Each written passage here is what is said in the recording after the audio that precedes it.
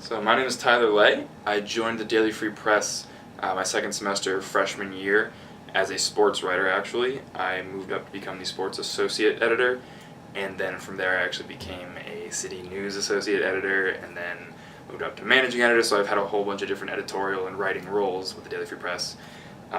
But I went abroad my junior year, and when I came back I joined the board of directors, and since then I've been working to kind of fix a lot of the financial problems that the FREEP, as we call it, has been having for many, many years at this point. We became a weekly newspaper this year just because of those financial struggles that we were having, and I took over as the chairman of the board of directors at that point. So I've kind of been overseeing the whole process of really making the whole thing very solvent, trying to get us operating in the black, and figuring out any debt that we've had in the past, and also overseeing things like staff cycles, any sort of internal problems among the staff, and just kind of generally keeping up with relations in the university and all of our clients and things like that.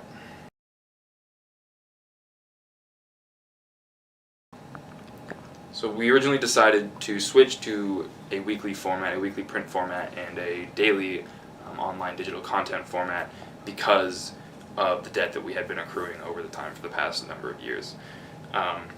When we did that, we still had that debt from the recent print cycle, about $60,000-$70,000, and we were informed by our printer that we were going to have to cease operating with them because we weren't really making up that money right away.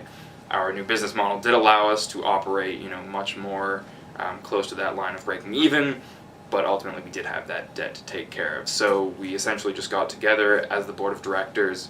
We looked at several different options. Ultimately, we came down to choosing that a fundraiser would be the best option. To make up the debt, we had a couple of different ideas. Some we had been working on for a little bit longer than others. A big portion of our advertising comes from the university, Boston University, and we were kind of negotiating our contract at the time, and still are. So that was one thing that we were looking into, hopefully boosting our revenue. But ultimately, when we were given that deadline, that end-of-year deadline, right at December 31st, where our printer was actually just going to kind of cease operating with us, we went ahead, we met at our weekly meeting, on a Sunday, and we said, we got to do this now. I think it was early November, so we had fewer than 2 months, but we realized, we got to take action now. We can't be waiting any longer. We've always known that we have a great base of alumni, from the Daily Free Press itself, also from the university at large. It's a very large university, a very kindly one, a very generous one, I like to think. So we said, why don't we go ahead and really launch a fundraiser? We had talked about it kind of tangentially, almost like, oh God, that's a stressful thing. Let's not get to that point, but we got to that point. So we sat down.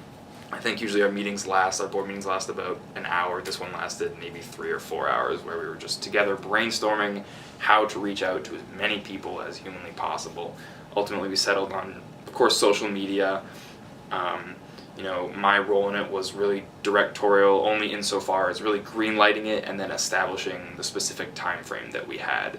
I also made the GoFundMe page where all the donations were directed, but other than that, it was just a huge brainstorming session for really figuring out, how to reach out to specific people, how to just reach out to communities at large, how to sort of bring people together, how to draw them in with things like incentives on the GoFundMe page, and just, basically a lot of hope as to how it would come out and, beating that deadline.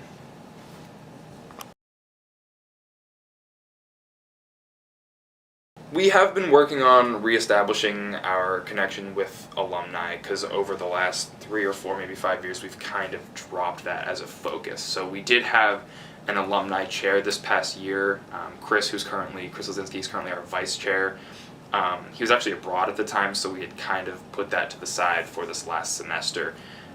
But he had done some great work to really pull a lot of people together. So we did reach out by email, even sometimes just on Twitter or on Facebook, to these people that we had reconnected with, in the past month or two, maybe 6 months, a year. And we connected with a lot of people personally, and in addition, we just really spammed all sorts of different social media sites. We made sure that everybody on staff and all of the recent alumni that we're still very close friends with that work locally in newspapers and in journalism and things like that, we really requested that every single person do some sort of a message or a call to arms to really figure this thing out. Everybody was very amenable to that. All of our staff, from the editor-in-chief Kyle Plants at the time to our newest writers, were really sending messages out there and connecting with people. The way we got some of the bigger names, we do have a pretty solid base of alumni that are in the public sphere. I'm not sure who exactly it was that informed Bill O'Reilly. We did get an email from I believe it was Bruce Fierstein, saying, hey, who's currently works in LA, I believe. He said, hey, Bill O'Reilly is aware of this fundraiser, and then from there it just kind of took off. I got that call, and that's when we got the donation from Bill. Ernie Bach Jr. actually, I think, just kind of caught wind of it because of the size of the whole thing. He, I believe, told us that he saw it on the news, Channel 5 maybe. He called up his PR representative, and he just decided to kind of complete it for us on the second day.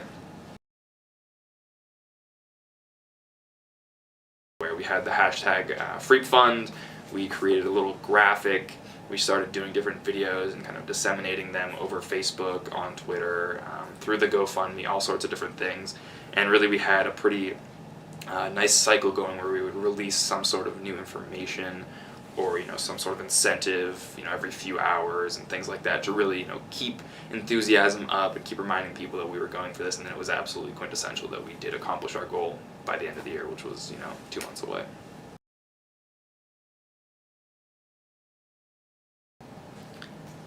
We had originally thought it was going to take us pretty much to the last minute to raise all of this money. We really just didn't know. We weren't sure if it was going to be a success at all. We hoped that at the worst, it would, put us right down to the wire. We might get a significant portion of the $70,000 that we were looking for. We might not quite make it all, but hopefully that would, convince our printers that we can in fact raise the money, and they would, continue, give us a little bit longer, and then we would finish it from there. Ultimately, when it happened, I think it was about 40 hours when we completed the whole thing. I was incredibly surprised when we got that donation from Ernie Bach, that pledge, and then I brought it, the news into the office, and people just thought I was lying. They were like, there's no way that happened. Nobody really knows who Ernie Bach is, apparently, outside of Massachusetts. I'm a huge fan of him, but apparently he's more of a local celebrity. So when I told my staff, they were like, really, what's going on? It's like, are we going to keep printing? And I was like, it's completed, we did it. And we had a nice little celebration in the office that night, and then we printed the newspaper right after. So it was a really incredible night. Everybody was very surprised, but just totally elated as well to know that we weren't going to have to worry about debt for a while.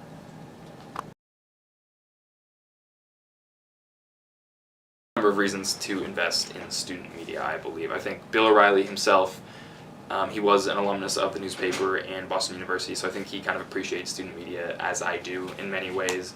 I think there's nothing like the physicality of just holding a newspaper, and it's very tacit, but it's there and it's important. When you see it on campus, it reminds you that there's somebody there that cares about what's going on in the community, watching the administration, what happens in the city, all of those things, and reporting on it, on a daily basis, online of course, but then weekly in the print. They're seeing that you're there all the time and that, the students care.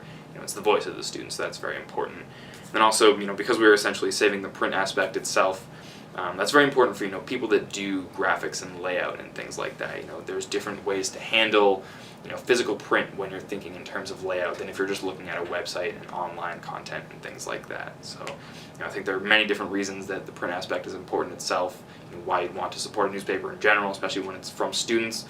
Just generally growing journalists so that the next rank of professional journalists can really know what they're doing. I think it's best to give students that diverse array of experience, from print to online to even blogging to different formats like we've been able to start up since we did this fundraiser, like podcasts, all sorts of different things. I think it's very important that people get a sort of comprehensive understanding of reporting.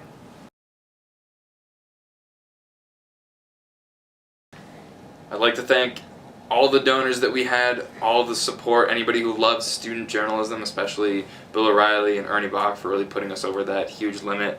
I'd like to thank all other student newspapers for fighting the good fight and keeping whatever sort of format they can going, but I don't think I really need to say that student journalism is very important, and I really hope that you're all passionate enough to really push to keep it going no matter what sort of trouble you may find, whether it's financial, editorial, whatever it is. Continue to fight, continue to report. Ask the good questions, ask the right questions, and put out those good stories.